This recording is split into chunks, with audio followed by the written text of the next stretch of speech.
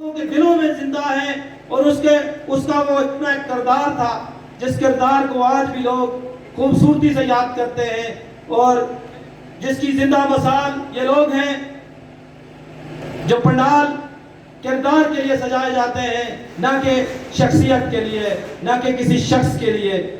तो मैंने कहा कि पहले भी कि मैं मकबूल बख्श शहीद के दिन के ऊपर आज़ादी और हक के मलकियत की बात के लिए टाइम वहां रहूंगा क्योंकि टाइम यहां शार्ट है। इसलिए इस शहर के साथ मैं आपसे इजाजत चाहूंगा कि हमें लफ्ज़ में को मिटाना पड़ेगा, हमें हम के सर्कल में आना पड़ेगा। बहुत हो चुकी डेढ़ ईंटों की मस्जिद, अब वतन को ही काबा बनाना पड़ेगा।